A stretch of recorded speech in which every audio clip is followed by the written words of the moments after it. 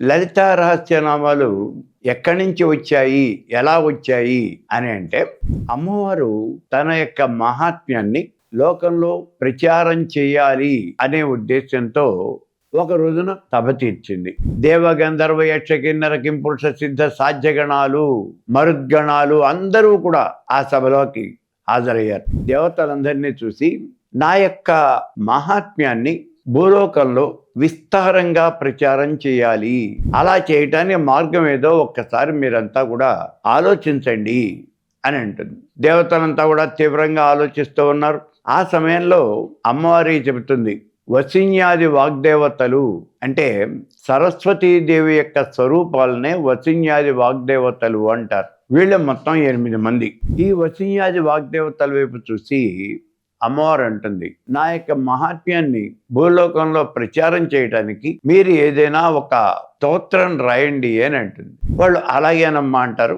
తర్వాత కొంతకాలానికి మళ్ళీ ఈ సభ అనేది జరగటం, అప్పుడు ఈ సభకి గతంలో వచ్చినట్టుగానే దేవగంధర్వ యక్షకిన్నర కింపురుష సిద్ధ సాధ్యగణాలన్నీ కూడా హాజరైనాయి. ఆ సభలో అమ్మవారు వసిన్యాది వాగ్దేవతల్ని చూస్తుంది. అప్పుడు ఈ వాగ్దేవతలు లేచి, అమ్మ మేము మీరు చెప్పినటువంటి పనిని పూర్తి చేసాం, మేము రాశాము, మీ యొక్క అనుజ్ఞ కనుక అయినట్లయితే మేము దాన్ని చదివి వినిపిస్తాము అంటారు. సరే చదివి వినిపించండి అంది. వాళ్ళు తాము రాసినటువంటి 182.5 శ్లోకాలతో కూడినటువంటి ఆ లలితా సహస్రనామాలు దాన్ని వాళ్ళు చదువుతారు. అంతా విన్నటువంటిదే అమ్మవారు బ్రహ్మదేవుడి వైపు చూస్తుంది. ఏమయ్యా బ్రహ్మదేవ, నువ్వు ఏమంటావు అని. చాలా బాగున్నది అని అంటాడు బ్రహ్మదేవుడు. దేవతల్లో ప్రముఖులైనటువంటి వాళ్ళు త్రిమూర్తులు, ఆ బ్రహ్మ విష్ణువు రుద్రుడు ఇంద్రాది దేవతలు అలాగే మహర్షులు, వీళ్ళందరూ కూడా అమ్మాయి స్తోత్రం చాలా బాగున్నది, చాలా చాలా బాగున్నది అన్నారు. సరే అయితే దీన్ని